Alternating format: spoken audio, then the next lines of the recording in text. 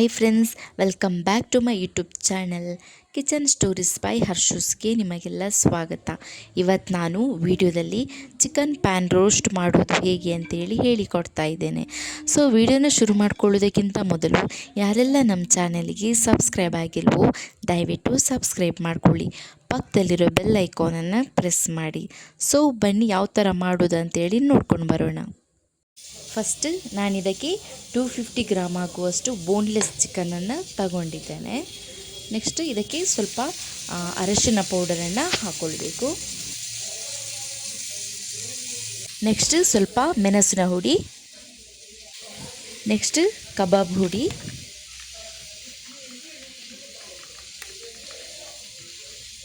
Next peri peri powder ಸ್ವಲ್ಪ,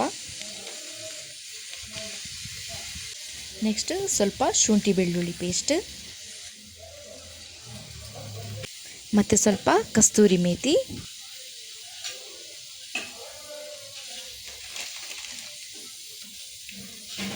ಸ್ವಲ್ಪ soya sauce, ಸ್ವಲ್ಪ ಕರಿಬೇವು ಸೊಪ್ಪು ಮತ್ತು ರುಚಿಗೆ ತಕ್ಕಷ್ಟು ಸ್ವಲ್ಪ ಸಾಲ್ಟನ್ನು ಆ್ಯಡ್ ಮಾಡಿಕೊಳ್ಬೇಕು. ಇವಾಗ ಇದಕ್ಕೆ ಸ್ವಲ್ಪ ನೀರನ್ನು ಆ್ಯಡ್ ಮಾಡಿಕೊಂಡು ಇವೆಲ್ಲವನ್ನು ಚೆನ್ನಾಗಿ ಮಿಕ್ಸ್ ಮಾಡಿಕೊಂಡು ಮ್ಯಾರಿನೇಟ್ ಮಾಡಿಕೊಂಡು ಇದನ್ನು ಇಟ್ಕೊಳ್ಬೇಕು.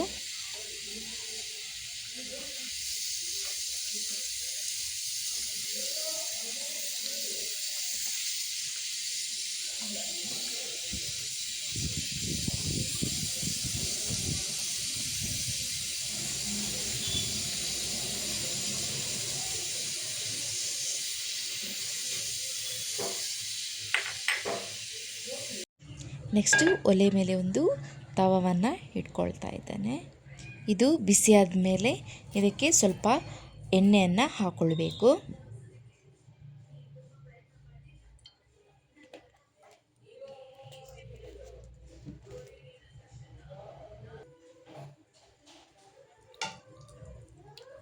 ಎಣ್ಣೆ ಬಿಸಿ ಆದಮೇಲೆ ಇದಕ್ಕೆ ನಾವೇನು ಅಲ್ಲಿ ಮ್ಯಾರಿನೇಟ್ ಮಾಡಿ ಇಟ್ಕೊಂಡಿದ್ದೇವೆ ಚಿಕನನ್ನು, ಅದನ್ನು ಇದಕ್ಕೆ ಎಣ್ಣೆಯಲ್ಲಿ ಹಾಕ್ಕೊಂಡು ಚೆನ್ನಾಗಿ ಫ್ರೈ ಮಾಡಿಕೊಳ್ಬೇಕು.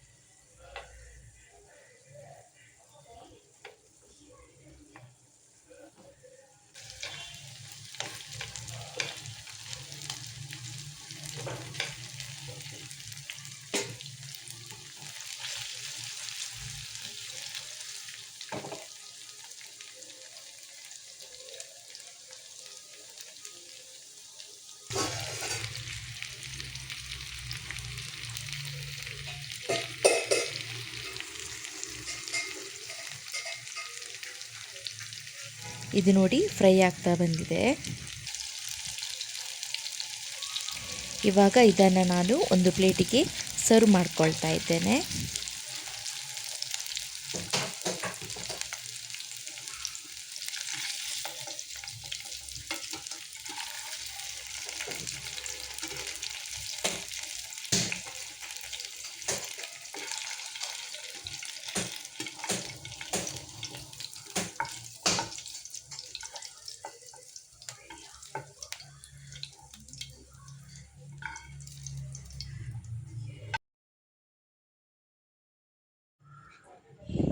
ನೆಕ್ಸ್ಟ್ ಅದೇ ಪ್ಯಾನಿಗೆ ಸ್ವಲ್ಪ ಈರುಳ್ಳಿ ಮತ್ತು ಕಾಯಿ ಮೆಣಸನ್ನು ಹಾಕ್ಕೊಂಡು ಚೆನ್ನಾಗಿ ಫ್ರೈ ಮಾಡಿಕೊಳ್ಬೇಕು.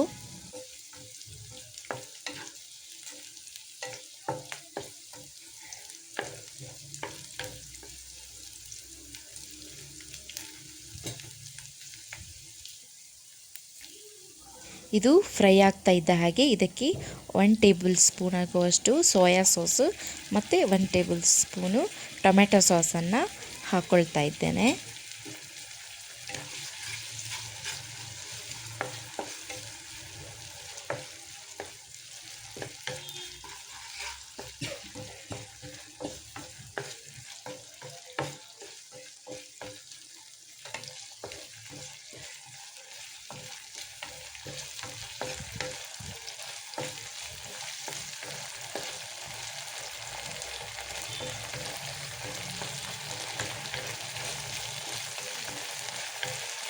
ಇವೆಲ್ಲ ಚೆನ್ನಾಗಿ ಫ್ರೈ ಆದಮೇಲೆ ಅಲ್ಲಿ ನಾವು ಚಿಕನನ್ನು ಫ್ರೈ ಮಾಡಿ ಇಟ್ಕೊಂಡಿದ್ದೇವೆ ಅದನ್ನು ಇದಕ್ಕೆ ಹಾಕ್ಕೊಂಡು ಚೆನ್ನಾಗಿ ಮಿಕ್ಸ್ ಮಾಡಿಕೊಳ್ಬೇಕು. ಸೊ ಇವಾಗ ಇದನ್ನು ಚೆನ್ನಾಗಿ ರೋಸ್ಟ್ ಆಗೋ ತನಕ ಫ್ರೈ ಮಾಡಿಕೊಳ್ಬೇಕು.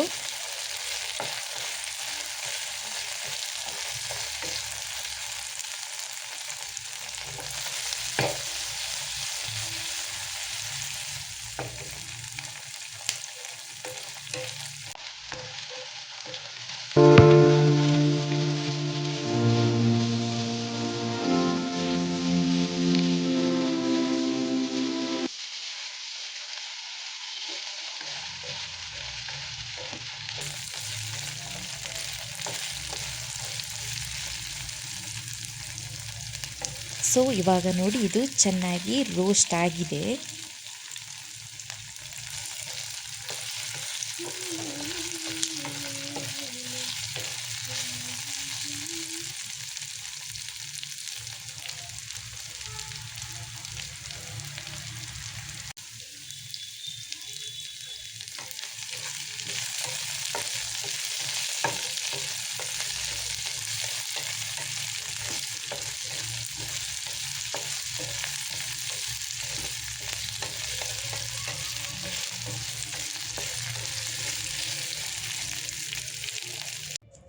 ಇವಾಗ ಇದನ್ನು ಪ್ಲೇಟಿಗೆ ಸರ್ವ್ ಮಾಡ್ಕೊಳ್ತಾ ಇದ್ದೇನೆ.